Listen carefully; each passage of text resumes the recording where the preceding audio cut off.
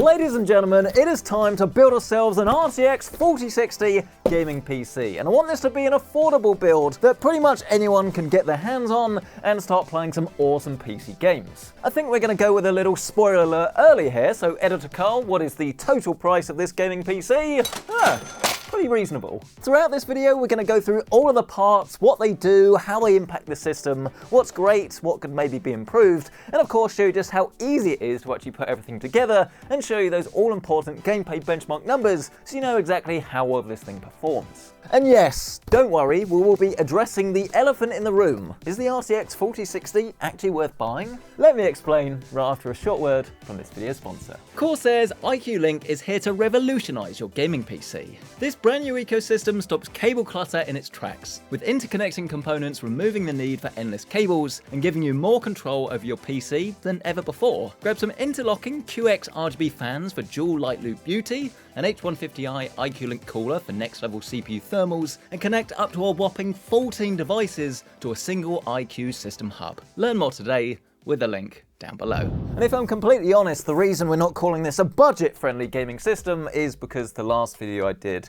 was called a budget-friendly gaming PC, and I am basically a walking thesaurus. We need to use different words. But yes, this is a more budget-friendly system. And the way that we're actually going to be achieving this today is by going for micro ATX, which means we can have a smaller size chassis that's usually a fair bit cheaper, a smaller motherboard that again is a little bit cheaper, but fundamentally we're actually going for Intel this time, and we're going for the very popular 12400F CPU. This comes in at around about £150. The performance is very similar to the newer 13400F, but that's 33% more money, and the frame rates aren't going to be drastically different. In terms of the motherboard that we're using, you can't overclock this, but you can't overclock the CPU either. Oh, what is this? I was mid-sentence and bloody Geekawat's calling me. What's up, mate? You probably can't put this on the video. I don't have particularly good news for you with regards to... Alright, it's bad news. That's it. It's out. It's out.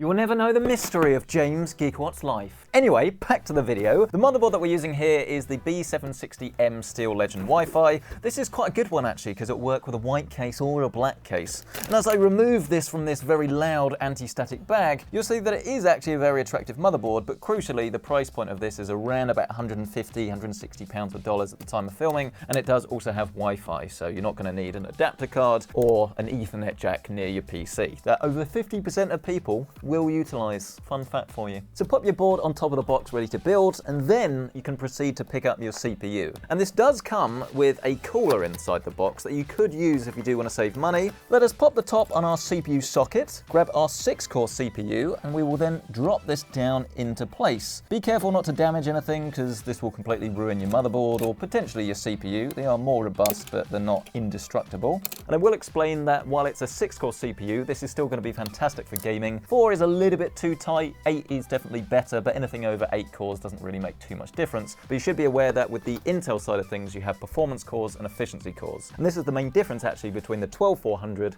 and the 13400. If you go for the 13400, you do get a few extra efficiency cores. That's going to be great if you want to do a bit of multitasking on the side. But the problem I have with that CPU is that it's the same price point-ish than the Ryzen 7600, which is just a better all-round CPU for gaming. And then you get AM5, it's more future-proof. You can upgrade to like a new AMD CPU in a few years time, whereas while this is still upgradable because you can go for like a i7 or an i9 in a couple of years time, buy it on the used market, save yourself a bunch of money, obviously it's not as future-proof when you're limited to 12, 13 or 14th gen CPUs. Oh, Marcus, you're about to complain, weren't you, that this is a DDR4 motherboard, and then turns out it is a DDR5 motherboard, but I've put the box here now so you've seen it. I can't pretend like this didn't happen. DDR5 is better, it's more future-proof. I'm a fan of it, unless you already have DDR4 and you're upgrading. But we didn't need to worry. This is a DDR5 motherboard. Yes. Why can't I get this the right way round? I've done this so many times. It's like a USB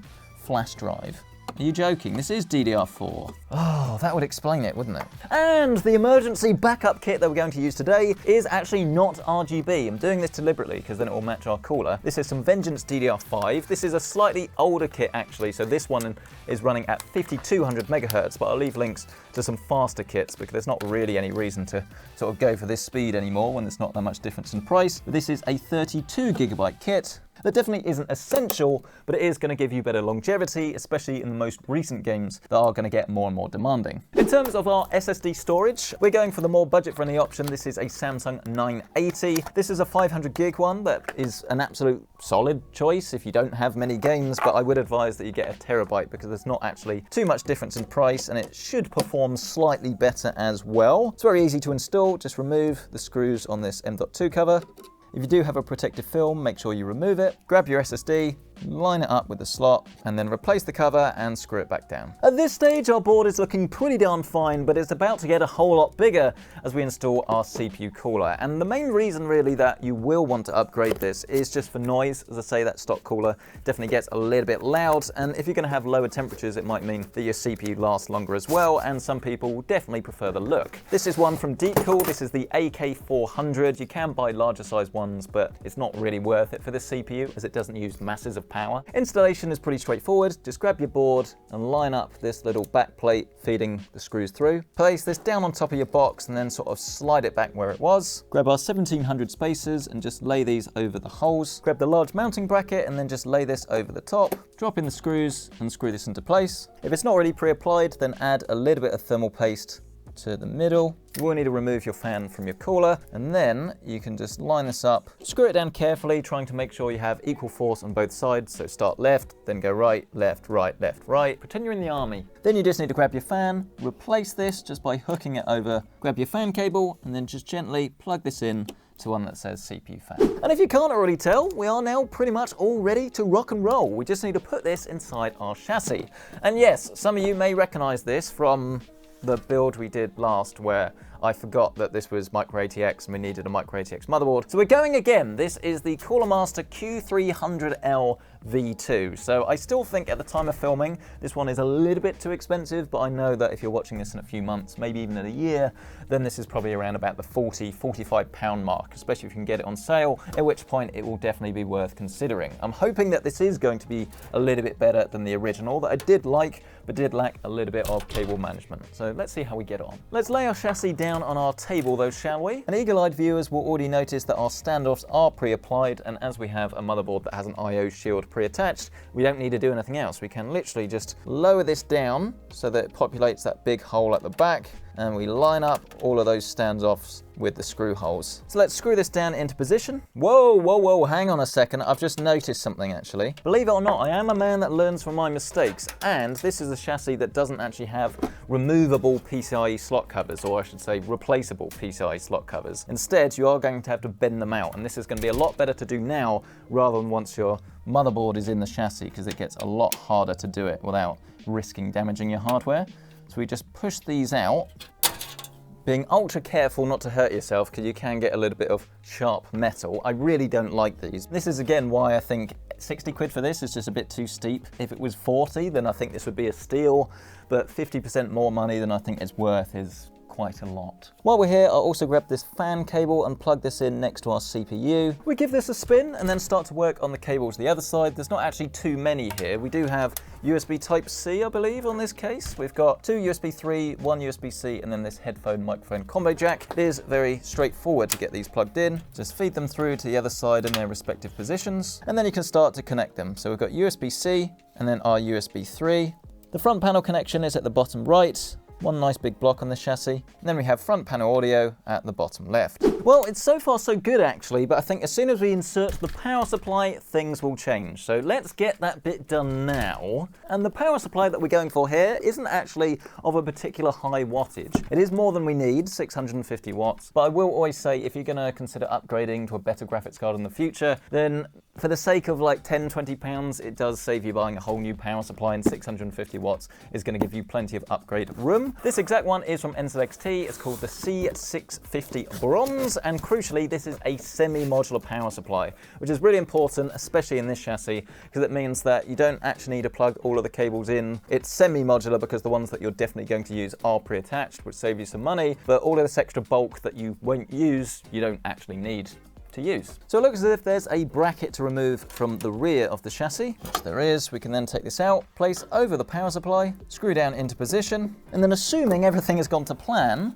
we can just line this up with our back plate. I mean, normally I'd say fan facing downwards, but actually if you do want to have the fan as an exhaust, because it will pick up the heat from your graphics cards and chuck it out the back, that's not necessarily a bad idea because we're not adding any extra fans today and the 4060 doesn't really use that much power. So actually that might be sensible. I don't know, let me know your thoughts on this down in the comments below. There is a huge gaping hole here for all of these cables to route through, which is good. And to be fair, that actually looks pretty clean if it is going to stay that way. So let's grab our CPU cable, look, and feed it round the back. You do have 2 8-pins, but you do only need to use one of these, especially with this CPU. It'd be pointless to plug both in. Oh, I think we got it.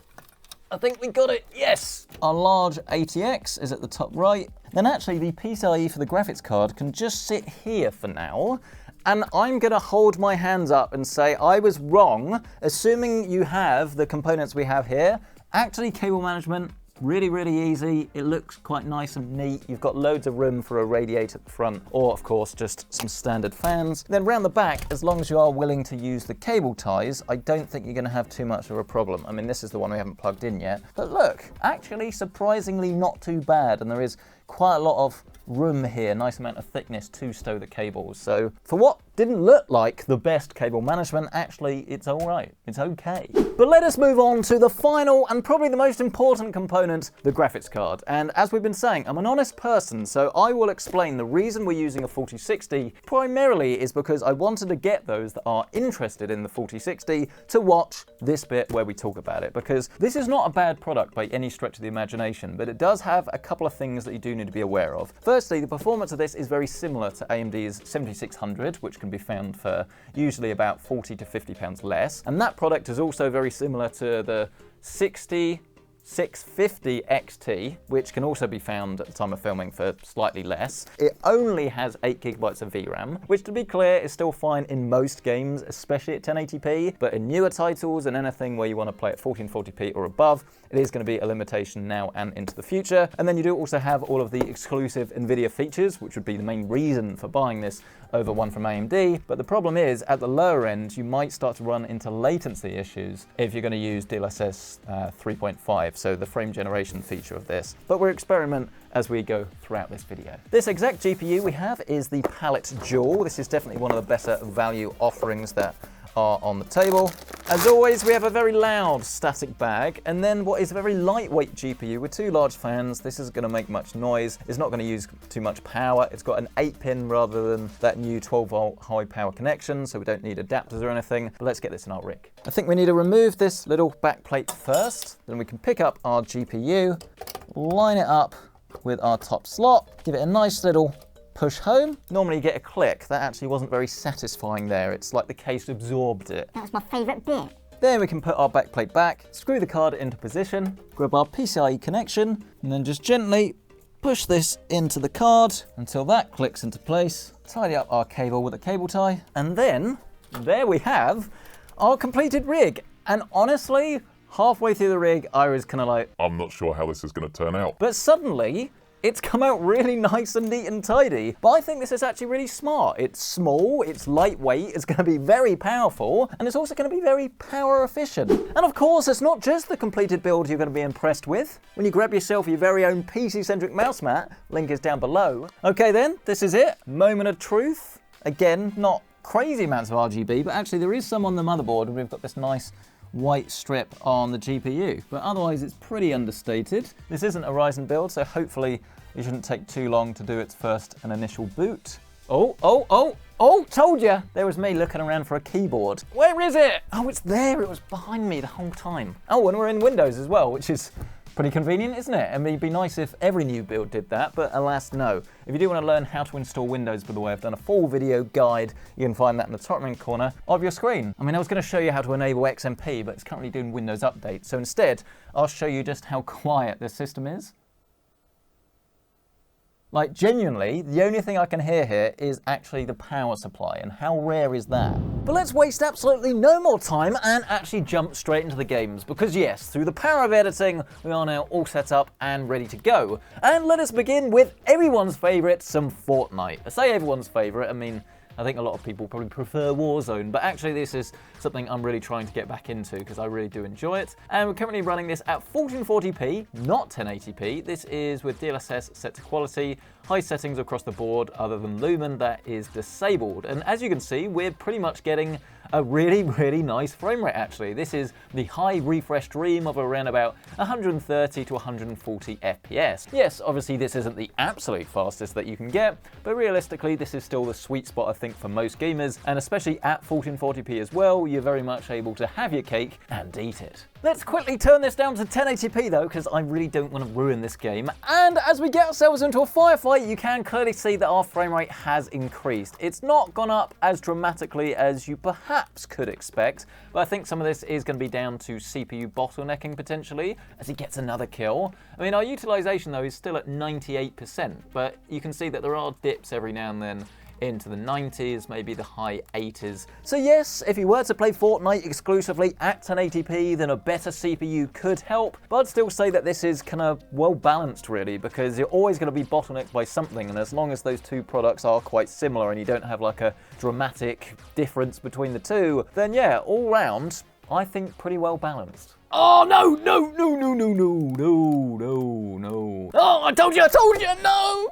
I honestly thought I was going to do that. I've let the side down. Next game! And the game in question is my favourite that I've played over the last year, some Returnal. I was thinking that the best RT game was actually going to be the most recently released Alan Wake. I really enjoyed playing it all the way through, but I actually think that the final boss was a bit meh, and it left me wanting a bit more. And I think all in all, I actually got more out of Returnal than Alan Wake. Besides, this is probably on sale now, so you can pick it up for cheaper. And I will say that this is not a path trace game, so it makes it a whole lot easier to run. What we have here at the moment is the game running without any ray tracing. This is running at 1440p, DLSS set to quality, and everything else pretty much across the board set to high. And this is a fantastic way to play this game. It feels really smooth. We're getting about 93 frames a second. You can see from our frame time graph that we're not really getting any stutter or bugginess or anything like that. And the whole game feels nice and responsive. I mean, this is going to be a brilliant way to play what is a brilliant game. The thing is though, this genuinely is one of those titles that is properly enhanced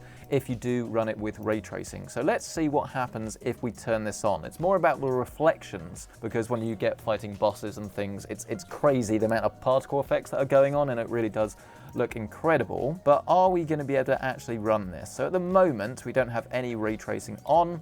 Let's turn ray trace reflections and shadows both to low, and we'll see what that does to the smoothness and the frame rate. And actually, surprisingly, it's not made too much of a difference. Our frame rate is still well above 60. This is probably a game you'll be playing with a controller anyway.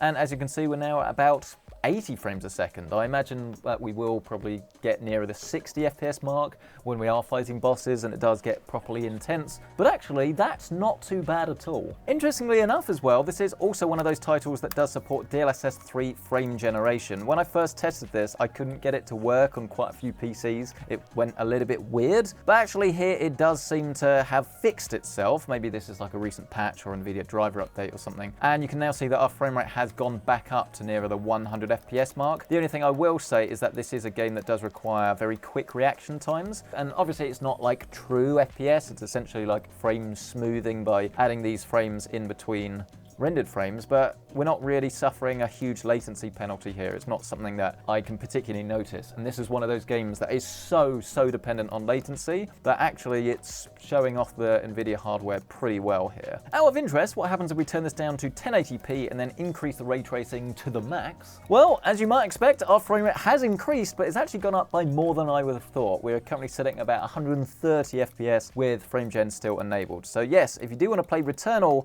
this is a fantastic system to do it on. From a big NVIDIA title though to a monumental one from AMD, let's check out some Starfield. And interestingly enough, what you can see here is actually running at 4K high settings, but with DLSS set to performance, because yes, DLSS is now actually finally in Starfield. And this is a surprisingly good experience from what actually isn't meant to be a 4K graphics card at all. I mean, don't forget, you could potentially run into VRAM issues, but at the moment we're only using about 5,247 meg, so there is a little bit of room to go here as we get ourselves into a firefight. Do need to get past this scene, but I'll be honest, I just don't think Starfield's my sort of game, because I put a few hours into into it, and I've just not had that energy, that real storyline to keep me going. I think I prefer other types of games, if I'm honest, but I can definitely appreciate it. Turn the resolution down to 1440p though, and as you can see, you will get a much higher frame rate. We're now currently looking at around about 90 FPS, and I will also note that we have adjusted our DLSS